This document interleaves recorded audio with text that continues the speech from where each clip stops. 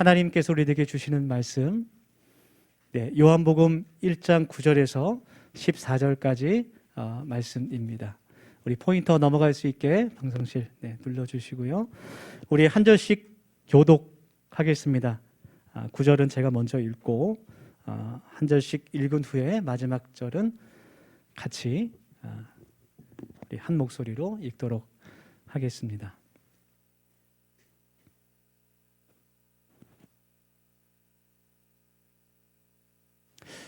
제가 먼저 9절 말씀 읽겠습니다.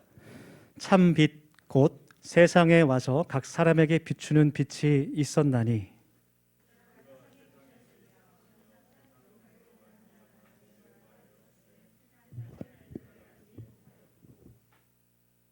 자기 땅에 오매 자기 백성이 영접하지 아니하였으나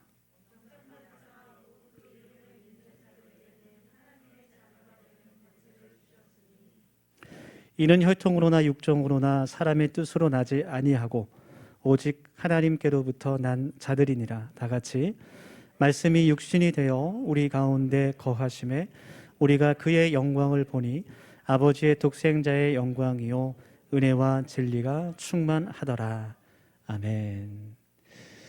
네, 우리 함께 서로 인사하며 또 교제 나누겠습니다. 우리 옆에 계신 분들 바라보시면서 이렇게 인사합시다. 예수님께서 빛으로 오셨습니다. 그렇게 인사하면 좋겠습니다. 네, 우리 어두운 세상에 한 줄기 빛으로 오신 우리 예수님의 그 은혜를 우리가 함께 나누기를 소망합니다.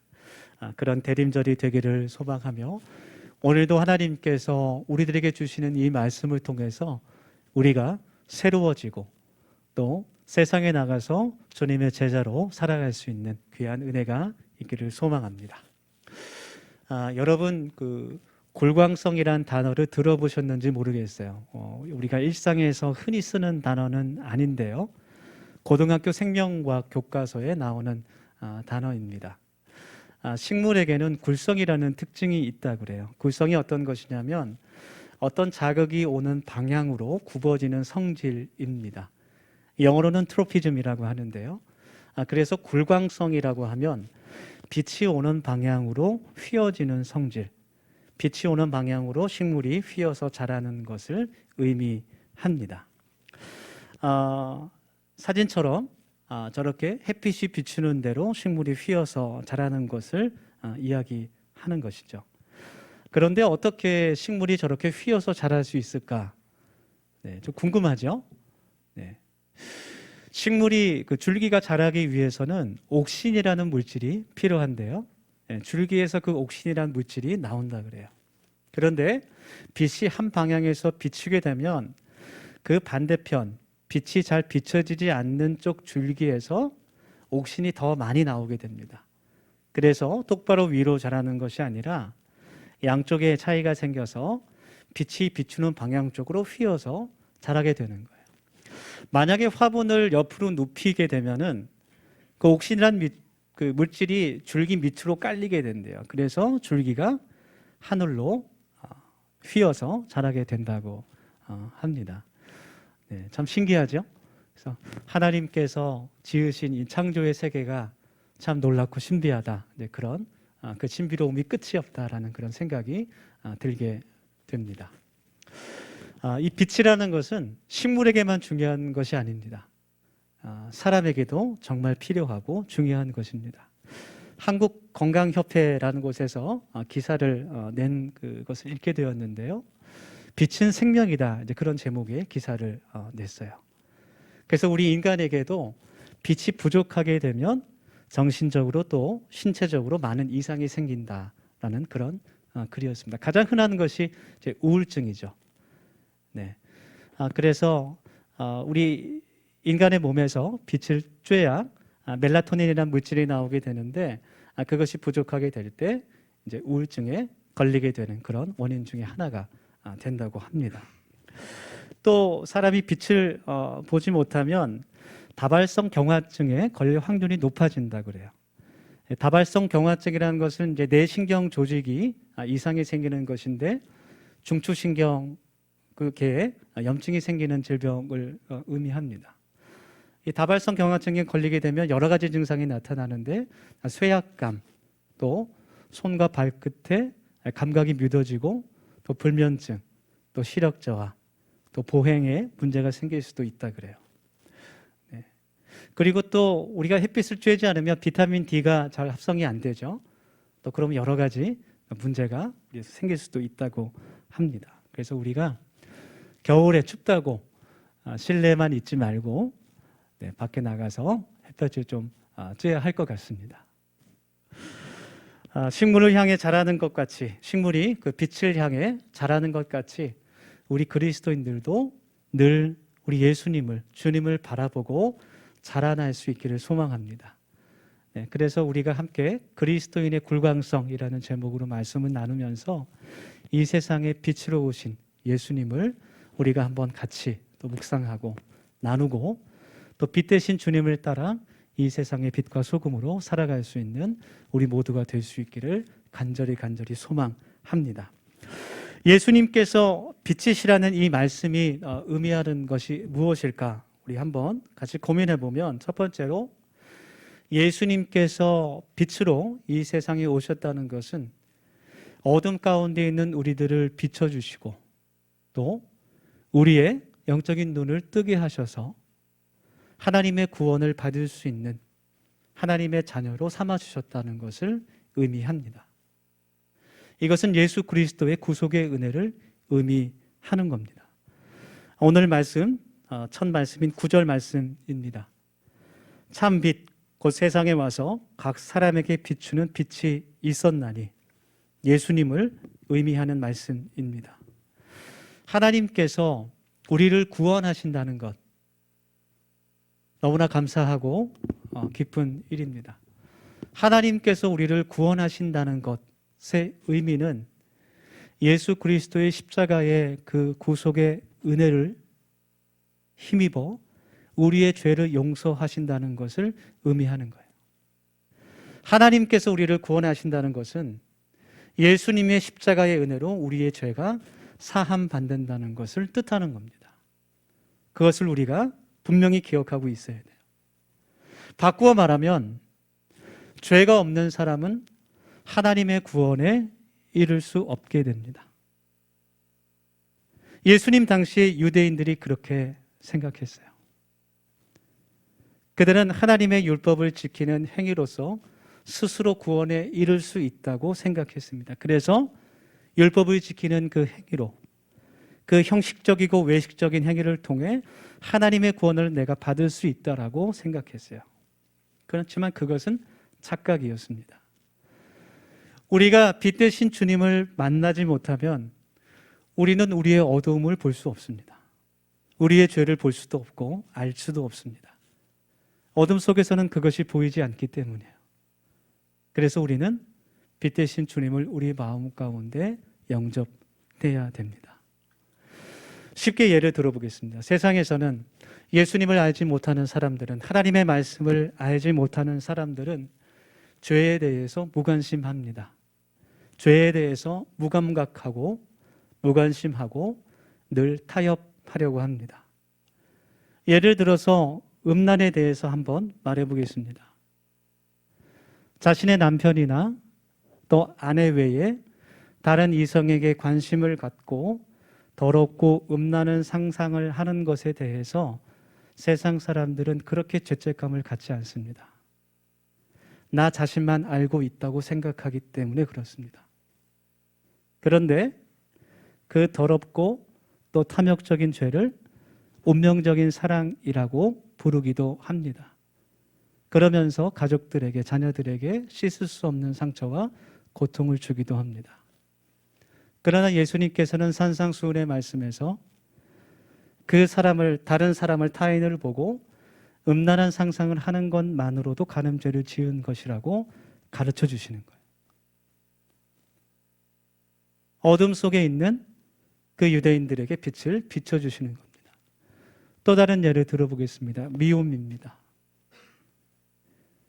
예수님 당시에 있었던 사람들은 다른 사람의 생명을 끊어버리는, 내 손으로 죽이는 것만을 살인죄라고 생각했어요. 그리고 오늘날도 우리들은 세상 사람들은 내가 피해를 당한 것이 있으면 그만큼 돌려주는 것이 정당하다고 생각합니다. 아니, 내가 당한 것보다는 더 갚아주는 것이 마땅하다고 여깁니다. 그러나 주님께서는 다른 사람을 미워하는 것만으로도 살인죄를 짓는 것이라고 제자들에게 알려주셨습니다. 예수님께서 그 말씀을 하신 까닭이 뭘까요? 왜 그런 말씀을 가르쳐 주실까요? 그 당시에 살고 있던 많은 사람들이, 유대인들이 실제로 그렇게 생각하고 그렇게 살았다는 거예요. 수많은 사람들이 간음죄와 살인죄를 저지르면서도 그것이 죄라고 여기지 않았다는 겁니다. 그래서 예수님께서 그 말씀을 가르쳐 주신 거예요. 그들이 어두움 가운데 있었기 때문입니다. 예수님의 빛, 빛으로 오신 예수님을 만날 때, 다시 말해서 우리들 자신을 그 빛에 비출 때 우리들은 우리 자신을 똑바로 볼 수 있게 됩니다. 우리는 예수님을 만날 때에 내가 어떤 사람인지 우리의 허물을 깨닫게 됩니다. 그것이 빛 대신 예수님을 만나는 겁니다. A.W. 토레이 목사님, 이제 부흥사로 활동하셨고 많은 책을 쓰신 그 목사님이 남기신 일화가 있는데요. 어떤 청년이 찾아와서 그 목사님께 상담을 했습니다. 목사님, 저는 수많은 예배와 기도에 참석하고 매일매일 큐티하고 기도하면서도 하나님의 은혜가 제 마음속에 다가오지 않습니다. 제가 하나님께 구원받았다는 사실이 실감나지 않습니다. 어떻게 하면 좋겠습니까? 그런 상담을 해왔어요. 도레이 목사님은 그 청년에게 이야기했습니다. 오늘부터 기도를 하십시오. 다른 기도를 하지 말고 한 가지 기도만 일주일간 하시기 바랍니다. 그 기도는 예수님께 내 자신의 모습을 보여달라고 간구하는 기도였습니다. 그렇게만 얘기해 줬어요. 그래서 그 형제가 집으로 가서 그 목사님의 권면대로 그 한 가지의 기도를 계속 드리기 시작합니다. 하나님, 예수님, 제 자신의 모습을 볼 수 있게 도와주십시오. 제가 어떤 사람인지 깨닫게 해 주십시오. 계속 그렇게 기도하기 시작했습니다. 그리고 마침내 그는 깨닫게 됩니다. 자신의 모습을, 하나님 앞에 서 있는, 예수님 앞에 서 있는 자신의 모습을 깨닫게 돼요. 정말 말로 할 수 없이 더럽고 머리부터 발끝까지 연약함과 허물이 많은 죄인인 자신의 모습을 발견하게 됐습니다. 우리는 빛으로 오신 그 예수님, 이 땅 가운데 날 위해서 오신 그 주님을 영접하며 바라볼 때 우리들의 자신을 볼 수 있는 눈을 뜨게 됩니다. 내가 진정으로 어떤 사람인지 깨닫게 됩니다. 하나님의 진리의 말씀 앞에 서게 될 때, 성령님의 조명 앞에 우리가 서게 될 때 우리는 우리 자신의 모습을 깨닫게 되고, 그리고 하나님의 은혜와 구원을 간구할 수 있게 됩니다. 그것이 하나님께서 우리에게 주신 가장 큰 은혜요, 그리고 하나님의 구원의 시작입니다. 요한복음 8장 12절 말씀, 예수께서 또 일러 가라사대 나는 세상의 빛이니 나를 따르는 자는 어둠에 다니지 아니하고 생명의 빛을 얻으리라. 아멘. 예수님께서 우리들에게 빛으로 오셨습니다. 예수님을 믿고 그 예수님을 영접하는 사람은 영원한 생명을 얻을 수 있습니다. 우리 빛 대신 예수님을 따라갈 수 있는, 그분은 내 마음 가운데 영접할 수 있는 우리 모든 더세움 가족들이 될 수 있기를 간절히 소망합니다. 그때 우리 마음 가운데 세상이 줄 수 없는 평안과 생명과 진리와 위로와 참된 능력이 있게 됩니다. 다시 아까 그 청년 이야기로 돌아가서 하나님 앞에서, 이제 주님 앞에서 내 자신의 모습을 볼 수 있도록 기도했던 그 청년이 자신의 모습을 깨닫고 다시 목사님께 찾아갔어요. 그러고서는 솔직하게 고백합니다. 목사님, 이제는 그냥 죽고 싶습니다. 하나님께 나아가는 것도 너무나 두렵고 제 입에서는 기도조차 나오지 않습니다. 그렇게 고백했습니다. 그때 그 토레이 목사님께서 다시 한번 그 청년에게 기도할 것을 권면했어요. 이제는 이렇게 기도하면 좋겠습니다. 주님의 십자가를 나에게 보여주십시오. 그렇게 기도하라고 이야기했습니다. 그래서 청년은 자신의 삶으로 다시 돌아가서 또 일주일 동안 계속해서 그 기도를 합니다. 주님, 주님의 십자가를 나에게 보여주십시오. 주님께서 지신 그 십자가를 나에게 보여주십시오. 그렇게 기도했습니다. 기도하는 가운데 점점 그 청년은 십자가의 의미를 진정으로 깨닫기 시작했어요. 내 자신의 힘으로는 나의 죄를 해결할 수 없다는 것을 철저하게 다시 한번 깨닫게 됩니다. 주님께서, 하나님께서 나를 사랑하셔서 독생자 예수 그리스도를 이 땅 가운데 보내셨고 나의 죄를 용서하시기 위해서 십자가에 달려 그 고난과 고통 가운데 돌아가게 하셨다는 것을 그가 다시 한번 새롭게 깨닫게 됩니다. 그리고 그 희생 때문에 그 죽음의 대가로 내가 죄사함 받았다는 것을 그가 깨닫게 됐습니다.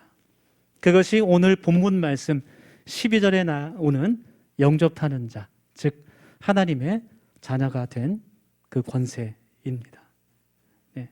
우리가 예수님을 우리 마음 가운데 영접하고 믿고 고백할 때 그 주님의 빛이 우리 마음 가운데 들어오게 됩니다. 그리고 우리가 빛의 자녀로 살아가게 되는 것입니다. 할렐루야.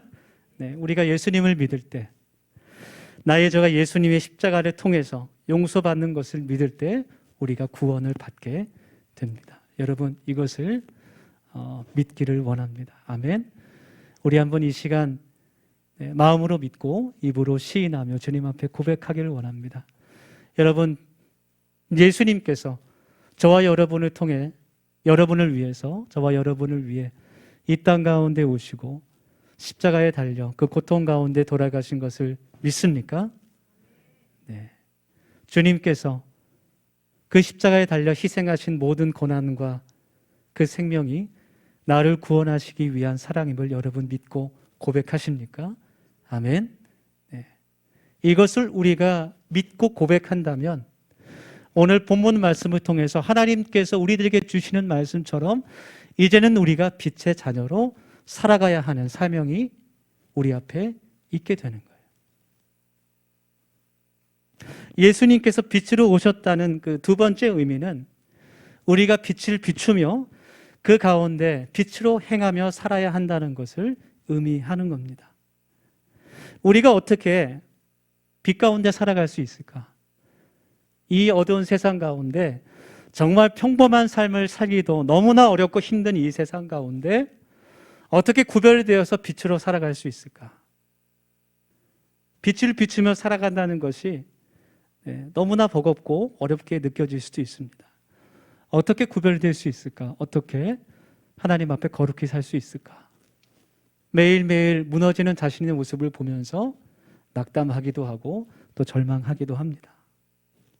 우리가 세상에서 예수 그리스도의 빛을 비추며 살아가기 위해서 우리가 가장 먼저 깨달아야 하는 것은 우리가 스스로 빛을 낼 수 없다는 사실입니다.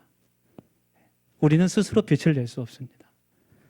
다만 예수님께서 나에게 비춰주시는 빛을 대신 세상에 보여주는 마치 거울처럼 살아가야 한다는 것을 우리가 깨달아야 되는 거예요.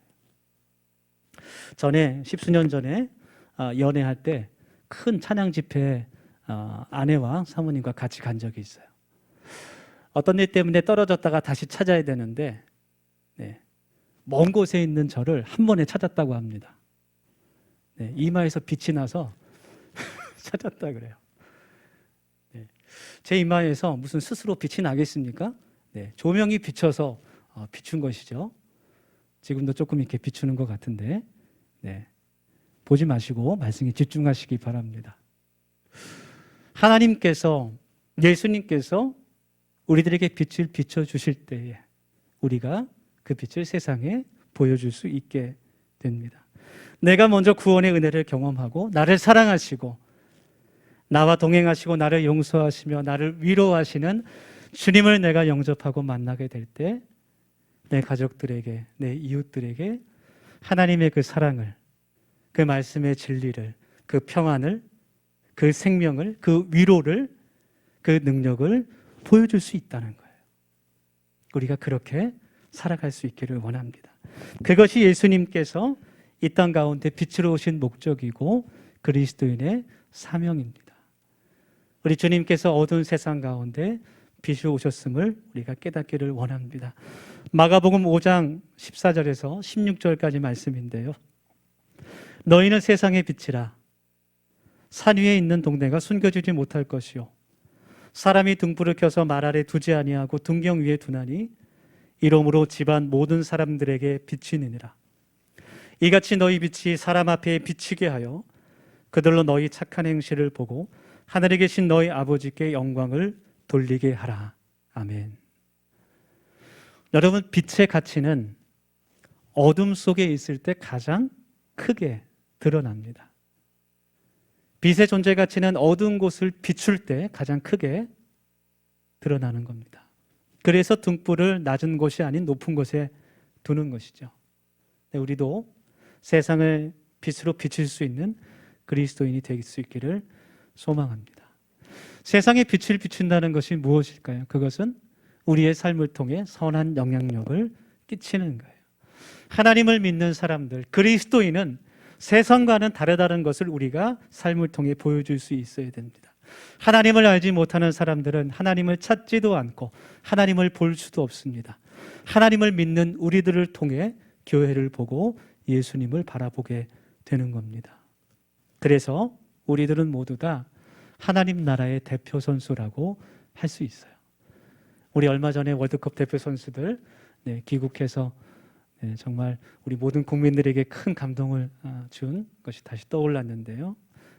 우리 이곳에 계신 분들도 모두 다 하나님 나라의 대표 선수들입니다. 우리 옆에 분 좀 인사하면 좋겠어요. 옆에 분 바라보시면서 이렇게 인사하겠습니다. 귀한 분을 여기서 만나게 됐습니다. 이렇게 인사하겠습니다. 귀하게 여기시고 섬겨주시기를 바랍니다. 대표 선수들입니다. 세상 사람들이 교회를 바라보며 점점 더 많은 비판을 하고 비난을 합니다. 차마 입에 담을 수 없는 그런 말들도 하곤 합니다.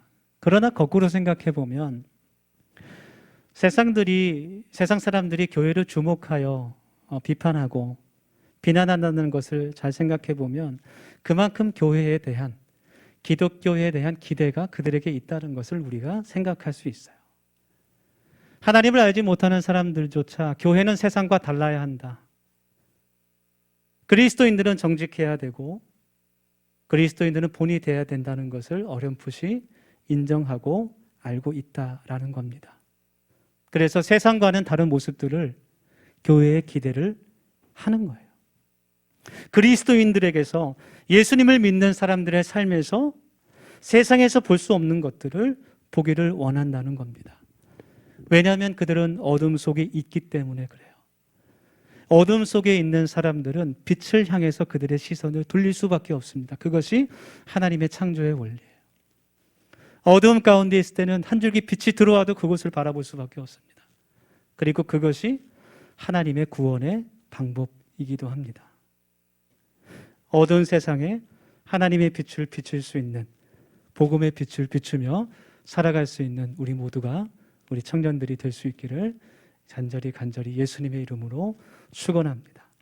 우리가 어떻게 세상에 빛을 비출 수 있습니까? 우리 간단하게 좀 말씀을 나누고 싶은데요. 첫 번째로, 첫 단추로 먼저 나를 알고 있는 모든 사람들에게 내가 그리스도인이라는 것을 밝히 알리는 거예요.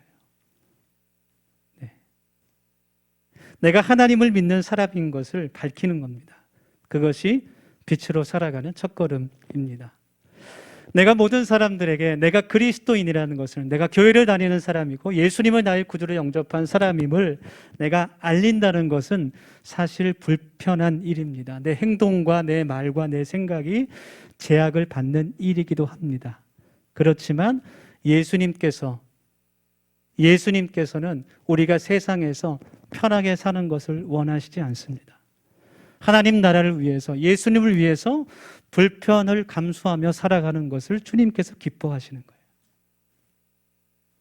그리고 그 다음 단계는 가장 가까이 있는 사람들에게 그리스도의 빛을 비출 수 있어야 됩니다. 조건 없는 사랑을 베풀고 그를 위해서 기도해주고 또 용서해주며 예수님께서 명령하신 내 이웃을 내 몸과 같이 사랑하라는 것을 실천하는 겁니다. 특별히 우리 가정에서 그러한 삶의 실천과 순종이 일어날 수 있기를 원합니다. 내가 내 가정의 빛으로 살아갈 수 있기를 원합니다. 특별히 하나님을 믿지 않는 가족들을 위해서 기도하며 사랑으로, 섬김으로, 용서로 살아갈 수 있기를 소망합니다. 그들에게 나의 믿음과 나의 신앙과 나의 삶이 동일하다는 것을 보여줄 수 있어야 됩니다.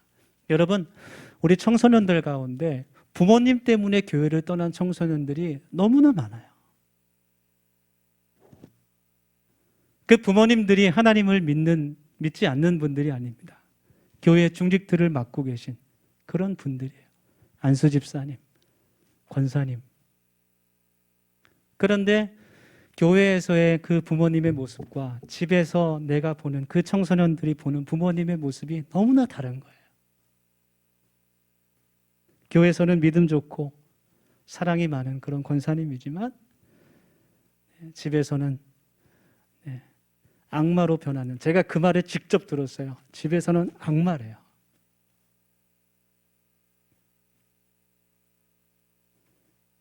또 청년들도 마찬가지. 교회에서는 정말 모든 일에 앞서고 신앙이 좋고 항상 다른 사람들을 세워주고 섬기는 그 청년이 집에 가서는 부모님을 미워하고 욕하고 가족들을 괴롭히는, 그것은 예수님의 빛을 가리는 그런 죄입니다. 요한일서 말씀처럼 우리는 옆에 있는 형제를 사랑하지 않으면서 하나님을 사랑한다고 말한다면 그것은 거짓이라는 겁니다. 여러분, 우리들의 가정이 교회가 될 수 있기를 간절히 원합니다. 마지막으로 더 나아가서 세상 사람들에게, 이웃들에게 우리가 예수님께 받았던 그 사랑을, 그 선행을 베푸는 겁니다. 우리가 읽은 마가복음 5장 16절 말씀에서 이같이 너희 빛을 사람 앞에 비추게 하여 저희로 너희 착한 행실을 보고 하늘에 계신 너희 아버지께 영광을 돌리게 하라, 이렇게 말씀하셨어요. 이 말씀에서 착한 행실이라는 것은 신앙적인 행위가 아니에요. 세상 사람들은 우리의 신앙적인 그런 행위를 보고 감동하지 않습니다. 우리가 금식하며 기도하는 것, 우리가 열정적으로 손을 들고 찬양하는 것, 그것에 그 사람들은 감동하지 않습니다. 오히려 미쳤다고 할 수 있습니다. 이 말씀에서 말하는 착한 행실은 하나님의 사랑을 세상에 조건 없이 베푸는 것을 의미하는 겁니다. 힘들고 어려울 때 그들과 함께 해주고, 작은 일이라도 아무것도 바라는 것 없이 도와줄 때 그들이 마음을 열게 되는 겁니다. 우리 더세움 공동체는 몇 주 전 함께 연탄을 나눴어요. 또 과일도 같이 나눴습니다. 또 네 곳의 선교지를 중보하며 작은 손길이지만 돕고 있습니다. 이것이 우리가 세상의 빛을 비추는 그런 작은 순종이라고 저는 믿습니다. 여러분, 우리가 하나님을 알지 못하는 가족들에게 또 이웃들에게 어떠한 모습으로 비춰지고 있는지 우리가 이 시간 함께 기도하면서 바라볼 수 있기를 원합니다. 이 세상의 빛으로 오신 주님은 우리들에게 예수 그리스도의 빛 가운데 행하라, 그렇게 말씀하고 계십니다. 우리의 삶을 통해 하나님께서 기뻐하시는 선한 행실이 계속되어지기를 소망합니다. 우리 함께 이 시간 결단하며 같이 기도하겠습니다. 함께 이 시간 빛으로 오신 주님을 우리 마음 가운데 영접하며 기도하길 원합니다. 첫 번째로 같이 기도할 때 예수님의 빛을 통해 주님, 나의 허물과 나의 죄를 밝히 보게 하여 주옵소서.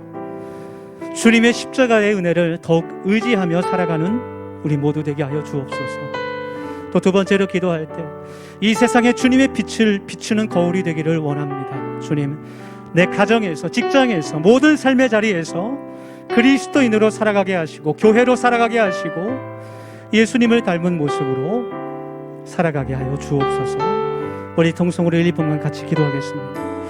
하나님, 이 시간 저희들 기도하며 나아갑니다. 아버지 하나님께서 이 땅 가운데 예수님을 보내주시고 이 어두운 가운데 빛을 비춰주심으로 우리가 하나님의 구원을 얻었음을 주님 깨달으며 이 시간 감사하며 나아갑니다. 하나님, 이제는 우리도 빛으로 살아가기를 소망하며 나아가오니 하나님, 이 세상에 빛을 비추는 거울이 될 수 있게 도와주시고 하나님, 내가 사는 그 삶의 자리에서 내 가정이 하나님 예수님의 빛을 비추는 장이 되게 하시고 내 모든 삶의 자리에서 하나님 교회로 살아갈 수 있도록 주님 도와주시옵소서. 주님 닮은 그 모습으로 하나님 교회로 살아갈 수 있게 도와주시고, 이 세상에 어두운 세상의 빛으로 오신 그 예수님을 세상에 전할 수 있는 우리 모두가 될 수 있도록 도와주셔서, 그것이 하나님의 구원의 역사를 이루는 시작이 되게 하시고, 계속해서 하나님의 나라를 세우며 하나님의 구원의 역사들이 하나님 확장되어지는 놀라운 전도와 복음의 역사들이 이루어질 수 있도록, 하나님 우리 저세운 가족들을 위해서 이루어질 수 있도록 하나님께서 도와주시옵소서. 하나님 이 시간 새롭게 결단할 수 있기를 원합니다. 아버지, 새롭게 주님의 그 은혜가, 하나님의 십자가의 그 사랑의 하나님 새롭게 우리 마음 가운데 들어올 수 있기를 원합니다. 하나님 주님의 말씀으로 우리의 삶이 변화될 수 있도록 하나님이 인도하여 주시옵소서. 하나님 주사적인 신앙이 아닌 하나님의 신앙이 될 수 있도록 하나님 인도하여 주시옵소서. 주님, 하나님의 말씀으로 성령님의 내주하심과 도우심으로 우리의 삶이 변화되게 하여 주옵소서. 추상적인 신앙이 아닌 나의 삶에서 그리스도의 빛을 비추는 진실한 믿음과 신앙이 되게 하시고, 언제나 빛 대신 주님을 향하여 더욱더 성장하고 성숙하게 하여 주옵소서. 예수님의 이름으로 기도드립니다. 아멘.